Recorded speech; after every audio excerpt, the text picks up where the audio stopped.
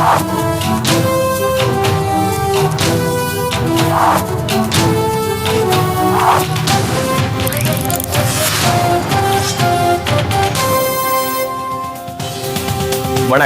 இது நமது கேப்டன் தொலைக்காட்சியின் இரவு செய்திகள். செய்திகளை வழங்குவதற்காக தமிழ். முக்கிய செய்திகள். பெண்கள் தற்சார்பு பெற்று அனைத்து துறைகளிலும் முன்னேற வேண்டும் என கேப்டன் விஜயகாந்த் மகளிர் தின வாழ்த்து. குறைந்த கட்டணத்தில் கல்வி பெறவும், மதுவின் கொடுமைக்கு முற்றுப்புள்ளி வைக்கவும் ஆட்சி மாற்றத்தை ஏற்படுத்த பெண்களுக்கு வேண்டுகோள்.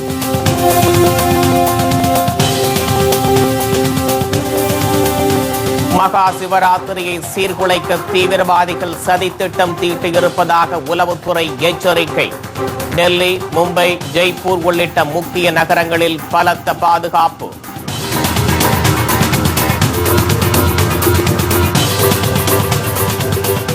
தமிழகம் முழுவதும் தேர்தல் பறக்கும் படையினர் நடத்தி வரும் சோதனையில் கட்டுக்கட்டாக பணம் பறிமுதல். தேர்தல் விதிமீறல்கள் தொடர்பாக 300 புகார்கள் மீது நடவடிக்கை எடுக்கப்பட்டுள்ளதாக ராஜேஷ் லக்கானி பேட்டி.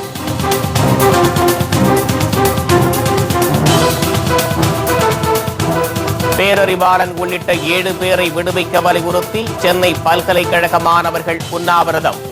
தந்தை ஈமச்சடங்கில் பங்கேற்க பரோல் வழங்குமாறு நளினி தரப்பில் சென்னை உயர்நீதிமன்றத்தில் மனு.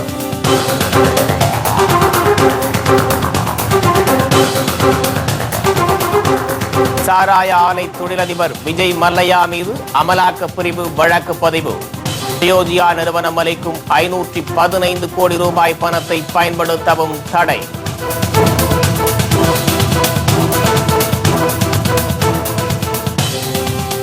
விரிவான செய்திகள். பெண்கள் தற்சார்பு பெற்று அனைத்து துறைகளிலும் முன்னேறி நல்வாழ்வு பெற தேமுதிக தலைவர் கேப்டன் விஜயகாந்த் மகளிர் தின வாழ்த்து தெரிவித்துள்ளார். மேலும் குறைந்த கட்டணத்தில் கல்வி, வேலை வாய்ப்பு பெறவும், மதுவின் கொடுமைக்கு முற்றுப்புள்ளி வைக்கவும் ஆட்சி மாற்றத்தை பெண்கள் ஏற்படுத்த வேண்டும் என்றும் அவர் கேட்டுக் கொண்டுள்ளார். இது தொடர்பாக அவர் விடுத்துள்ள மகளிர் தின வாழ்த்து செய்தியில், மனித குலத்தில் ஆண்களும் பெண்களும் சரிசமமாக இருப்பதாக குறிப்பிட்டுள்ளார்.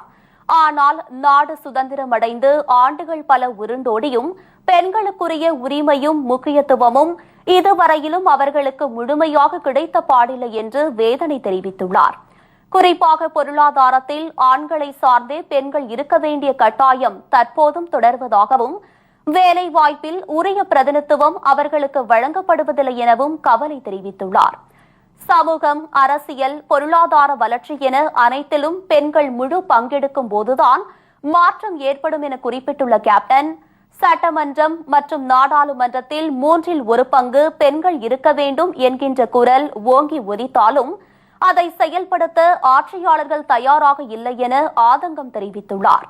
இதை பார்க்கும்போது பெண்களுக்கு சரிபாத இடஒதுக்கீடு என்பது ஏட்டளவில் மட்டுமே உள்ளதாக தெரிகிறது என்றும் அவர் கூறியுள்ளார். பெண்ணுக்கு திருமணம் என்றாலே வரதட்சணை என்ற பெயரில் வியாபாரம் ஆக்கப்படுவதாக குறிப்பிட்டுள்ள கேப்டன், பெண்கள் உயர்கல்வி பயில வேண்டுமென்றால் குறைந்த கட்டணத்தில் கல்வி கற்கும் நிலை தமிழ்நாட்டில் இல்லை என தெரிவித்துள்ளார். இதையெல்லாம் மீறி மிகுந்த சிரமத்திற்கு இடையே கல்வி கற்றாலும் அதற்குரிய வேலைவாய்ப்பு இல்லை என்றும், அப்படியே வேலைவாய்ப்பு இருந்தாலும் சுற்றுப்புற சூழ்நிலைகளால் பல்வேறு வன்கொடுமைகளுக்கு பெண்கள் ஆளாகிறார்கள் என்றும் கூறியுள்ளார். இதை தடுக்க பெண்களின் வளர்ச்சிக்கென சிறப்பு திட்டங்களை உருவாக்கிட வேண்டும் என்றும் அவர் வலியுறுத்தியுள்ளார். தமிழகத்தில் மதுவால் கணவனையும் மகனையும் சகோதரனையும் இழந்த தாய்மார்களும் சகோதரிகளும் மதுவின் கொடுமையை தினம்தோறும் அனுபவித்து வருவதை கேப்டன் சுட்டிக்காட்டியுள்ளார். இதற்கெல்லாம் முற்றுப்புள்ளி வைக்கும் வகையில் பெண்களிடத்தில் விழிப்புணர்வு ஏற்பட வேண்டும் என்றும் அவர் தெரிவித்துள்ளார்.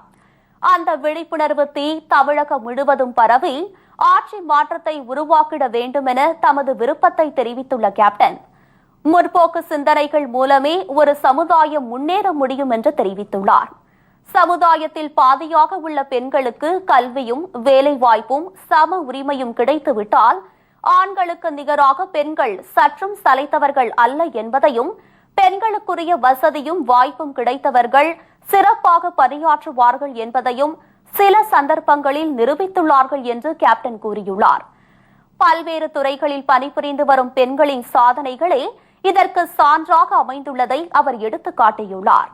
பெண்கள் தற்சார்பு பெற்று தங்கள் வாழ்க்கையை அமைத்துக் கொள்ளவும் அனைத்து துறைகளிலும் முன்னேறி நல்வாழ்வு பெறவும் தேமுதிக சார்பில் தமது மகளிர் தின நல்வாழ்த்துக்களை இந்த இனிய நாளில் தெரிவித்துக் கொள்வதாக தேமுதிக தலைவர் கேப்டன் விஜயகாந்த் கூறியுள்ளார்.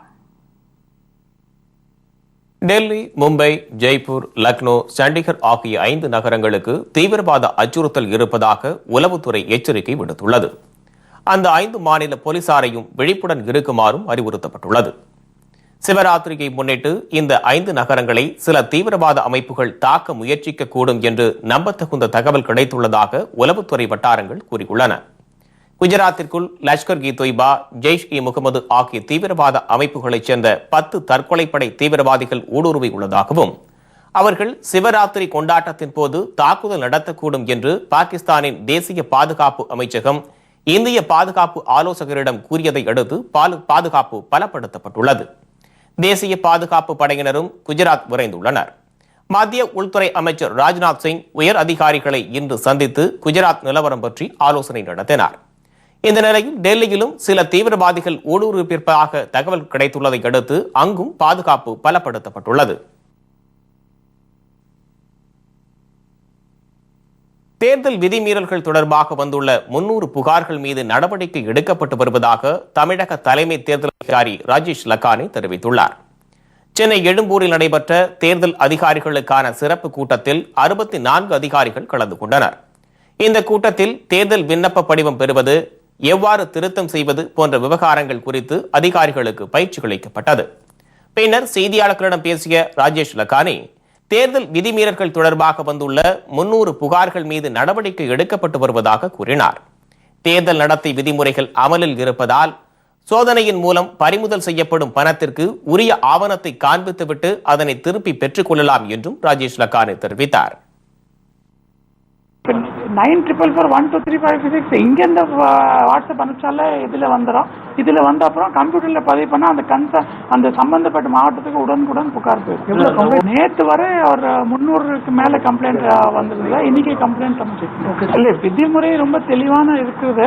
நம்ம அவங்க பணம் பறிமுதல் பண்ண போகிறது இல்லை. அவங்க எலெக்ஷன் சம்பந்தமாக இல்லைன்னா இருந்தாலும் அவங்க இன்கம் டேக்ஸ் கேஷ் எடுத்து போனாலும் அவங்க அதுக்கு பதில் அனுப்ப வேண்டி இருக்குது. அதனால அவங்க எவ்வளோ கேஷ் அலவுட் இருக்கு இல்லைன்னா அதுக்கு ஆவணங்கள் வச்சுட்டு எடுத்து போனா சரியா இருக்கும். இதனிடையே தமிழகம் முழுவதும் பறக்கும் படையினர் தீவிர சோதனையில் ஈடுபட்டு உரிய ஆவணம் இல்லாமல் எடுத்து செல்லப்படும் பணத்தை பறிமுதல் செய்து வருகின்றனர். சென்னை தீநகரில் நடத்திய சோதனையில் 29 லட்சம் ரூபாய் பணம் சிக்கியுள்ளது. அதேபோல் ஓசூரில் நடத்திய சோதனையில் பெங்களூரில் இருந்து உரிய ஆவணம் இன்றி எடுத்து வரப்பட்ட 2 லட்சம் ரூபாய் பறிமுதல் செய்யப்பட்டுள்ளது. பெரம்பலூரில் தேர்தல் பறக்கும் படையினர் தீவிர வாகன சோதனையில் ஈடுபட்டுள்ளனர். இதனிடையே பெரம்பலூர் மற்றும் நெல்லையில் தேர்தல் விதிமுறை தொடர்பாக புகார்கள் அளிக்க கட்டுப்பாட்டு அறைகள் திறக்கப்பட்டுள்ளது. ஊழலற்ற தமிழகம், மதுவற்ற தமிழகம் உள்ளிட்ட கொள்கை உடையவர்கள் ஓரணியில் இணைந்து தேர்தலை சந்திக்க வேண்டும் என்று மத்திய இணையமைச்சர் பொன் ராதாகிருஷ்ணன் அழைப்பு விடுத்துள்ளார். சட்டமன்ற தேர்தல் தொடர்பாக சமூக ஆர்வலர் டிராபிக் ராமசாமி மத்திய இணையமைச்சர் பொன் ராதாகிருஷ்ணனை நேரில் சந்தித்து பேசினார். சென்னை தியாகராய நகரில் உள்ள பாஜக அலுவலகமான கமலாலயத்தில் இந்த சந்திப்பு நடைபெற்றது. இதனைத் தொடர்ந்து செய்தியாளர்களிடம் பேசிய மத்திய அமைச்சர் பொன் ராதாகிருஷ்ணன், வாக்காளர்கள் பட்டியலில் இருந்து போலி வாக்காளர்களின் பெயர்களை நீக்க நடவடிக்கை எடுக்க வேண்டும் என்று வலியுறுத்தினார். மேலும் ஊழலற்ற தமிழகம், மதுவற்ற தமிழகம் உள்ளிட்ட கொள்கை உடையவர்கள் ஓரணியில் இணைந்து தேர்தலை சந்திக்க வேண்டும் என்று பொன் ராதாகிருஷ்ணன் கேட்டுக்கொண்டார். என்னை பொறுத்த வரைக்கும் தெளிவாக சொல்லுகின்றேன், தமிழகத்தில் 50 ஆண்டுகளாக நடந்து கொண்டிருக்கின்ற ஆட்சி முறைக்கு மாறாக வளர்ச்சி நிறைந்த தமிழகமாக மாற வேண்டும், ஊழலற்ற தமிழகமாக மாற வேண்டும், மதுவற்ற தமிழகமாக மாற வேண்டும். இது போன்ற சிந்தனைகள் யாருக்கெல்லாம் இருக்கின்றதோ அந்த கட்சிகள் அனைத்தும் ஒருங்கிணைந்து இந்த தேர்தலை சந்திக்க வேண்டும். முன்னதாக செய்தியாளர்களிடம் பேசிய டிராபிக் ராமசாமி, சொத்து குவிப்பு வழக்கு நிலுவையில் இருப்பதால் வரும் தேர்தலில் ஜெயலலிதா போட்டியிட முடியாத நிலை ஏற்படும் என கூறினார். மேலும் தேமுதிக, தமாக, பாஜக அணியில் இணைய வேண்டும் என அவர் விருப்பம் தெரிவித்துள்ளார். 2016 தேர்தல் விஷயமாக கலந்து பேசினேன். நிச்சயமாக இளைஞர்கள் மத்தியிலே ஒரு கவர்ச்சி வந்திருக்கின்றது. அதை நீங்கள் பயன்படுத்திக் கொள்ள வேண்டும். மேலும் விஜயகாந்தோடும் ஜி.கே. வாசுவோடும் கூட்டணி வைத்தால் நிச்சயமாக திராவிட கட்சிகளுக்கு ஒரு எதிர்ப்பு நிச்சயமாக கிடைக்கும். கடந்த சட்டமன்ற தேர்தலின் போது உரிய ஆவணங்கள் இன்றி பறிமுதல் செய்யப்பட்ட 55 கோடி ரூபாய் பணம் குறித்து விளக்கம் அளிக்க தேர்தல் ஆணையத்திற்கு சென்னை உயர்நீதிமன்றம் உத்தரவிட்டுள்ளது. கடந்த 2011ஆம் ஆண்டு நடந்த சட்டமன்ற தேர்தலின் போது தேர்தல் அதிகாரிகள் நடத்திய வாகன சோதனையில் உரிய ஆவணங்கள் இல்லாமல் எடுத்து செல்லப்பட்ட 55 கோடி ரூபாய் பணம் பறிமுதல் செய்யப்பட்டதாகவும் இதுகுறித்து வழக்கும் பதிவு செய்யப்பட்டும் எந்த ஒரு நடவடிக்கையும் எடுக்கப்படவில்லை என்று மயிலாப்பூரைச் சேர்ந்த ஜெயமணி மோகன்ராஜ் என்பவர் சென்னை உயர்நீதிமன்றத்தில் தாக்கல் செய்துள்ள பொதுநல மனுவில் கூறியுள்ளார். இதுகுறித்து இந்திய தலைமை தேர்தல் ஆணையர், தமிழக தலைமை தேர்தல் அதிகாரி ஆகியோருக்கு கோரிக்கை மனுவை அனுப்பியும் இதுவரை எந்த நடவடிக்கையும் எடுக்கப்படவில்லை என புகார் தெரிவித்துள்ளார். இந்த மனு தலைமை நீதிபதி சஞ்சய் கிஷன் கவுல், நீதிபதி M.M. சுந்தரேஷ் ஆகியோர் முன்பு இன்று விசாரணைக்கு வந்தது. அப்போது பறிமுதல் செய்யப்பட்ட பணம் என்ன ஆனது என்பது குறித்து விளக்கம் அளிக்க தேர்தல் ஆணையம் உத்தரவிட்டுள்ளது. இதனிடையே போலி வாக்காளர்கள் குறித்து சென்னை உயர்நீதிமன்றத்தில் திமுக சார்பில் தொடரப்பட்ட வழக்கில் தேர்தல் ஆணையம் சார்பில் விளக்கம் அளிக்கப்பட்டது. வாக்காளர் பட்டியலில் போலி வாக்காளர்களை சேர்த்த 4 அதிகாரிகள் மீது குற்ற வழக்கு பதிவு செய்யப்பட்டுள்ளதாக தேர்தல் ஆணையம் தெரிவித்துள்ளது. தமிழகத்தில் உள்ள அனைத்து போலி வாக்காளர்களையும் நீக்க கோரி திராவிட முன்னேற்ற கழகத்தின் சார்பில் கொடுக்கப்பட்ட மனுக்களின் மீது தேர்தல் ஆணையம் உரிய நடவடிக்கை எடுக்க வேண்டும் என்றும் தலைமை நீதிபதி தலைமையிலான முதல் அமர்வுக்கு மாற்றி உத்தரவிடப்பட்டுள்ளது. 2 வாக்குப்பதிவு அலுவலர்களுக்கு அவர்கள் மீது குற்றச்சாட்டுகள் பதிவு செய்யப்பட்டு கடமையிலிருந்து தவறியதற்காக விளக்கம் கேட்டு ஒரு நோட்டீஸ் அனுப்பப்பட்டுள்ளதாக தன்னுடைய பதில் மனுவில் இன்று தெரிவித்துள்ளார்கள். ராஜீவ் கொலை வழக்கில் சிறை தண்டனை அனுபவிக்கும் பேரறிவாளன் உள்ளிட்ட 7 பேரை விடுதலை செய்ய வலியுறுத்தி சென்னை பல்கலைக்கழக மாணவர்கள் தொடர் உண்ணாவிரத போராட்டத்தில் ஈடுபட்டுள்ளனர். சென்னை பல்கலைக்கழக வளாகத்திற்குள் நடைபெறும் இந்த உண்ணாவிரத போராட்டத்தில் ராஜீவ் கொலை வழக்கில் கடந்த 25 ஆண்டுகளுக்கு மேலாக சிறையில் இருக்கும் சாந்தன், பேரறிவாளன் உட்பட 7 பேரை விடுதலை செய்ய அரசியலமைப்பு சட்டம் 161 படி தமிழக அரசு நடவடிக்கை எடுக்க வேண்டும் என்று வலியுறுத்தியுள்ளனர். இந்த விவகாரத்தில் தமிழக அரசு தனது உரிமையை நிலைநாட்ட வேண்டும் என்றும் 7 பேரை விடுதலை செய்யும் விவகாரத்திற்கு எதிராக மத்திய அரசு செயல்படக்கூடாது என்றும் மாணவர்கள் சங்கம் தெரிவித்துள்ளது. ராஜீவ்காந்தி கொலை வழக்கில் குற்றம் சாட்டப்பட்ட 7 தமிழர்களை இதுவரையும் தமிழக அரசு சட்டமன்றத்தில் விதி 110 கீழ் தீர்மானம் நிறைவேற்றப்பட்டும் மத்திய அரசுக்கு பலதர கடிதம் எழுதப்பட்டும் இதுவரை அந்த அப்பாவி தமிழர்கள் 7 பேரையும் மத்திய அரசானது எந்த ஒரு அறிவிப்புமின்றி விடுதலை செய்யாமல் இருக்கின்றது. ஆகையால் இந்த அப்பாவி தமிழர்கள் 7 பேரையும் உடனடியாக மத்திய அரசானது எந்த ஒரு முன்னறிவிப்புமின்றி உடனடியாக விடுதலை செய்ய வேண்டும். இதனிடையே தனது தந்தையின் ஈமச்சடங்கில் பங்கேற்க வரும் 8ஆம் தேதி 10ஆம் தேதி வரை 3 நாட்களுக்கு பரோல் வழங்குமாறு நளினி தரப்பில் சென்னை உயர்நீதிமன்றத்தில் மனு தாக்கல் செய்யப்பட்டுள்ளது. இந்த மனு நாளை விசாரணைக்கு வரவுள்ளது. முன்னாள் பிரதமர் ராஜீவ்காந்தி கொலை வழக்கில் ஆயுள் தண்டனை பெற்றுள்ள நளினி வேலூர் பெண்கள் தனிச்சிறையில் அடைக்கப்பட்டுள்ளார். நளினியின் தந்தை சங்கர நாராயணன் உயிரிழந்த 16ஆம் நாள் காரிய நிகழ்வு சென்னையில் நடைபெறவுள்ளது. முன்னதாக சிறை கண்காணிப்பாளருக்கு கொடுக்கப்பட்ட மனு மீது சிறைத்துறை நிர்வாகம் உரிய நடவடிக்கை எடுக்காத நிலையில் உயர்நீதிமன்றத்தில் இன்று ரிட் மனு தாக்கல் செய்யப்பட்டுள்ளது.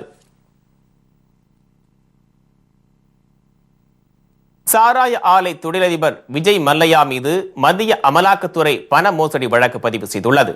மேலும் டியோஜியோ நிறுவனம் அளிக்கும் 515 கோடி ரூபாய் பணத்தை மல்லையா பயன்படுத்த கடன் வசூலிப்பு தீர்ப்பாயம் தடை விதித்துள்ளது. கிங்ஃபிஷர் ஏர்லைன்ஸ், கிங்ஃபிஷர் மதுபான ஆலை உள்ளிட்ட பல்வேறு தொழில்களை விஜய் மல்லையா நடத்தி வருகிறார். இதில் கிங்ஃபிஷர் ஏர்லைன்ஸ் நிறுவனம் பல்வேறு காலகட்டங்களில் பின்னடைவை சந்தித்து வந்தது. இந்த நிலையில் கடந்த 2010ஆம் ஆண்டில் பாரத ஸ்டேட் வங்கி உட்பட 17 கடன்தாரர்களிடம் 6900 கோடியை கிங்ஃபிஷர் நிறுவனம் கடனாக பெற்றது. நீண்ட நாட்களாக கடனை திரும்ப செலுத்தாத நிலையில் விஜய் மல்லையாவையும் கிங்ஃபிஷர் ஏர்லைன்ஸ் நிறுவனம் மற்றும் அதன் 3 இயக்குநர்களையும் வேண்டுமென்றே பணத்தை திருப்பி செலுத்த தவறிய மோசடியாளர்கள் என்ற பட்டியலின் கீழ் ஸ்டேட் வங்கி அறிவித்தது. இதனைத் தொடர்ந்து விஜய் மல்லையாவை கைது செய்ய வேண்டும், அவரது பாஸ்போர்ட்டை பறிமுதல் செய்ய வேண்டும் உள்ளிட்ட கோரிக்கைகளை வலியுறுத்தி பாரத ஸ்டேட் வங்கி உள்ளிட்ட பல்வேறு வங்கிகள் சார்பில் கர்நாடக உயர்நீதிமன்றத்தில் மனு தாக்கலும் செய்யப்பட்டது. இந்த மனுவை விசாரித்த நீதிபதிகள் விஜய் மல்லையா, கிங்ஃபிஷர் ஏர்லைன்ஸ் மற்றும் அதன் பிரதிவாதிகள் 9 பேருக்கு நோட்டீஸ் அனுப்பினர். இந்த நிலையில் தொழிலதிபர் விஜய் மல்லையா மீது மத்திய அமலாக்கத்துறை பண மோசடி வழக்கு ஒன்றினை பதிவு செய்துள்ளது. இதனிடையே கடன் தீர்ப்பாயத்தில் ஸ்டேட் வங்கி உள்ளிட்ட வங்கிகள் சார்பில் தாக்கல் செய்யப்பட்ட மனு மீது இன்று மீண்டும் விசாரணை நடத்தப்பட்டது. அப்போது டிஎல்ஜியோ நிறுவனம் அளிக்கும் 515 கோடி ரூபாய் பணத்தை விஜய் மல்லையா பயன்படுத்த கடன் வசூலிப்பு தீர்ப்பாயம் தடை விதித்துள்ளது.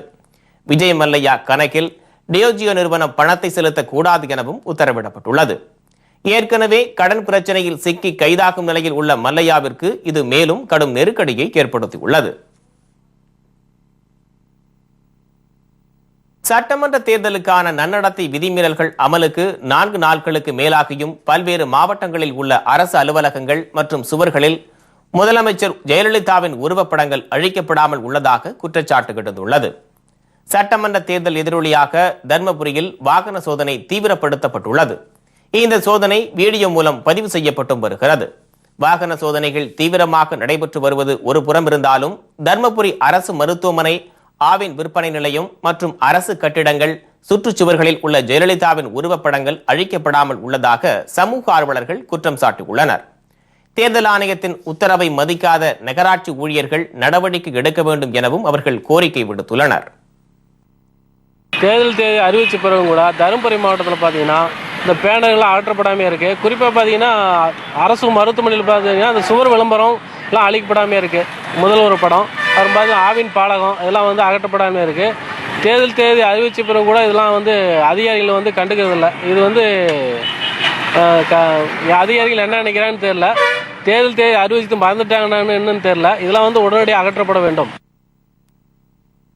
இதேபோல் நாமக்கல் பகுதிகளில் அதிமுகவினால் எழுதப்பட்ட சுவர் விளம்பரங்களை அழிக்க நகராட்சி அதிகாரிகள் மெத்தனம் காட்டுவதாக புகார் எழுந்துள்ளது.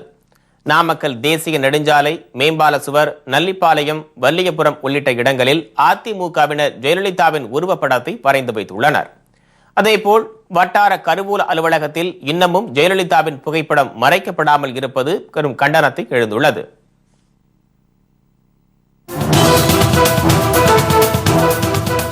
உதகை அருகே 400 அடி மலைப்பள்ளத்தில் கார் தலை குப்பர கவிழ்ந்து விபத்து, 2 பேர் பலி, 3 பேர் படுகாயம்.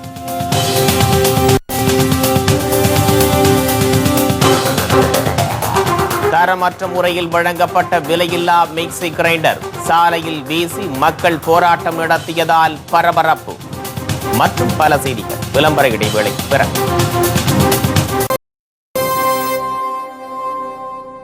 செய்திகள் தொடர்கின்றன. உதகை அருகே மலைப்பாதையில் சுமார் 400 அடி பள்ளத்தில் கார் ஒன்று கவிழ்ந்து விபத்திற்குள்ளானதில் 2 பேர் பரிதாபமாக உயிரிழந்தனர். படுகாயமடைந்த 3 பேர் சிகிச்சைக்காக மருத்துவமனையில் அனுமதிக்கப்பட்டுள்ளனர். கர்நாடக மாநிலம் பெங்களூரைச் சேர்ந்த ரமேஷ் என்பவர் திருமண நிகழ்ச்சியில் பங்கேற்பதற்காக தனது உறவினர்களுடன் நீலகிரி மாவட்டம் உதகைக்கு காரில் சென்றுள்ளார். கல்லட்டி மலைப்பாதையில் சென்று கொண்டிருந்த கார் 36வது கொண்டை ஊசி வளைவில் கட்டுப்பாட்டை இழந்து 400 அடி பள்ளத்தில் கவிழ்ந்து விபத்திற்குள்ளாகியுள்ளது. இந்த விபத்தில் ரமேஷ் மற்றும் அவரது நண்பர் வாசுதேவன் ஆகியோர் நிகழ்விடத்திலேயே உயிரிழந்தனர். படுகாயமடைந்த தீக்ஷிதா, ராமச்சந்திரன் உள்ளிட்ட 3 பேர் உதகை அரசு மருத்துவமனையில் சிகிச்சைக்காக அனுமதிக்கப்பட்டுள்ளனர். திருமண விழாவுக்கு வந்தாங்க.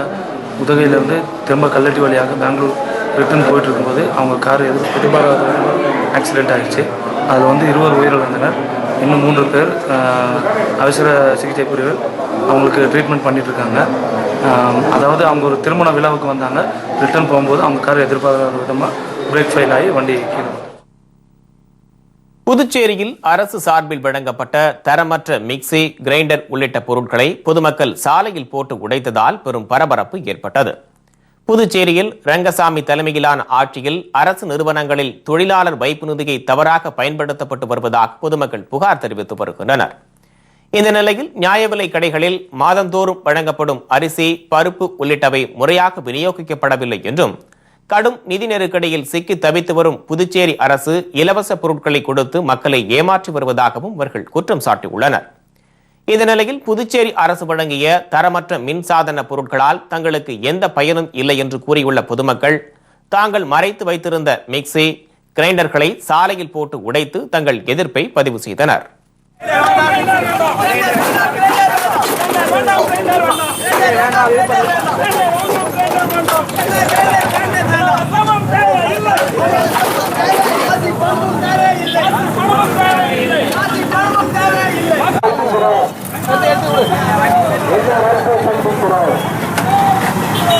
மக்களை அடிமைப்படுத்தி ஆண்டு வந்த என்ஆர் காங்கிரஸை கண்டித்தும் இன்றைக்கு அவர்கள் கொடுத்த இலவச பொருட்களை, தரமில்லாத பொருட்களை உடைத்து இன்றைக்கு மாபெரும் கண்டன ஆர்ப்பாட்டம் நடைபெற்றுக் கொண்டிருக்கிறது. இதனிடையே புதுச்சேரி வணிகர் சங்கத்தில் பல்வேறு முறைகேடுகள் நடப்பதாக கூறி வணிகர் சங்க ஊழியர் ஒருவர் 2 மாடி கட்டிடத்தில் மேல் ஏறி தற்கொலை மிரட்டல் விடுத்ததால் பரபரப்பு ஏற்பட்டது. இதைத் தொடர்ந்து தகவல் அறிந்து வந்த தீயணைப்பு வீரர்கள் சமாதானம் பேசி சுமார் 2 மணி நேர போராட்டத்திற்கு பிறகு அவரை மீட்டுள்ளனர்.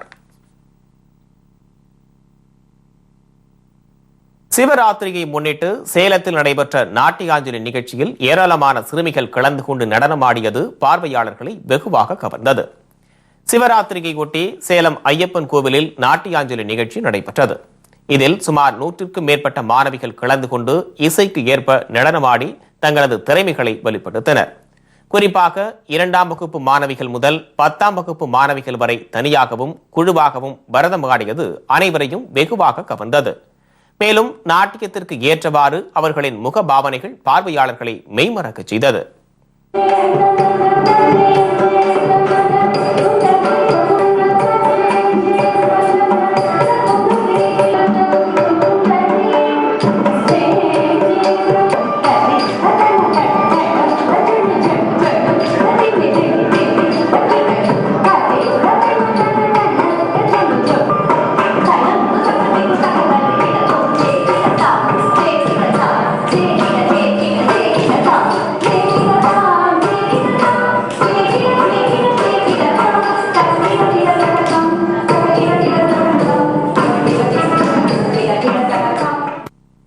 நெல்லையில் சாலை தடுப்பு சுவற்றில் மோதி விபத்திற்குள்ளான லாரி தீப்பிடித்து எரிந்ததால் பரபரப்பு ஏற்பட்டது.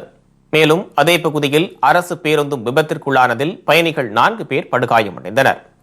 நெல்லை மாவட்டம் வண்ணாரப்பேட்டையில் சாலையில் அமைக்கப்பட்டுள்ள தடுப்பு சுவற்றில் மோதி லாரி ஒன்று விபத்திற்குள்ளாகியுள்ளது. அப்போது பெட்ரோல் டேங்க் வெடித்து சிதறியதில் லாரியில் இருந்த நெல் மூட்டைகள் திடீரென தீப்பிடித்து எரிய தொடங்கின. தகவல் அறிந்த நிகழ்விடத்திற்கு விரைந்த தீயணைப்பு துறையினர் தீயை கட்டுக்குள் கொண்டு வந்தனர்.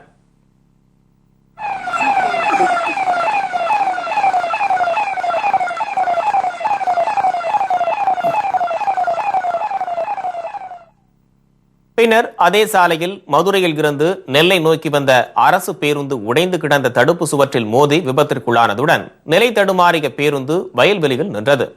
இந்த விபத்தில் பயணிகள் 4 பேர் படுகாயமடைந்தனர். இதனை அடுத்து நிகழ்விடத்திற்கு வந்த காவல்துறையினர் இரு விபத்துகள் குறித்தும் வழக்கு பதிவு செய்து விசாரணையில் ஈடுபட்டனர்.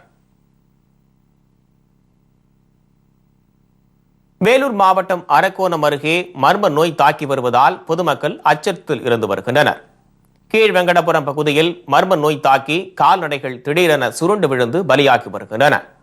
இந்த நோய் மக்களுக்கு பரவாமல் இருக்க சுகாதாரத்துறையினர் நடவடிக்கை எடுக்க வேண்டும் என்று அப்பகுதி மக்கள் கேட்டுக் கொண்டுள்ளனர். கால்நடைகளை தாக்கி வருவது ஆந்த்ராக்ஸ் நோயாக இருக்கலாம் என்று கால்நடை மருத்துவர்கள் சந்தேகித்து வருவதால் அப்பகுதி மக்கள் பீதியடைந்துள்ளனர். ஒரு வாரமாக ஆடு இறந்தாங்க.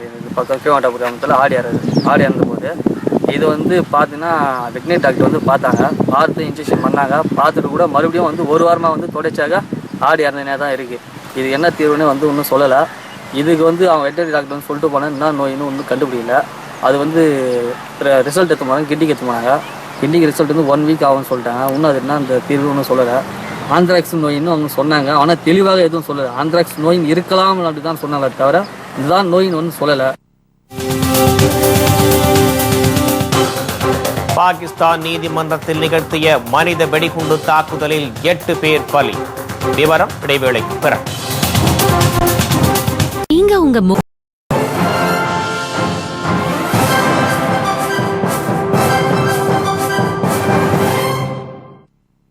செய்திகள் தொடர்கின்றன. பாகிஸ்தானில் மாவட்ட நீதிமன்றத்தில் நிகழ்த்திய மனித வெடிகுண்டு தாக்குதலில் 8 பேர் உடல் சிதறி பலியாகியுள்ளனர். வடமேற்கு பாகிஸ்தான் கைபர் பக்த்வாங்கா மாகாணத்தில் உள்ள சர்சாடா மாவட்ட நீதிமன்றத்தில் இந்த பயங்கர சம்பவம் நடத்தப்பட்டது. இன்று காலை நீதிமன்றம் பரபரப்பாக இயங்கிக் கொண்டிருந்த வேளையில் உடலில் வெடிகுண்டுகளை கட்டியபடி வட்டார நீதிமன்ற வளாகத்திற்குள் நுழைய முயன்ற ஒரு தீவிரவாதியை அங்கு காவலுக்கு நின்ற பாதுகாப்பு படையினர் மடக்கி சோதனையிட்டனர். அப்போது திடீரென பொத்தானை இயக்கி அவன் வெடித்து சிதறினார். இந்த தாக்குதலில் ஒரு போலீஸ்காரர் உட்பட 8 பேர் பலியானதாக தகவல்கள் தெரிவிக்கின்றன.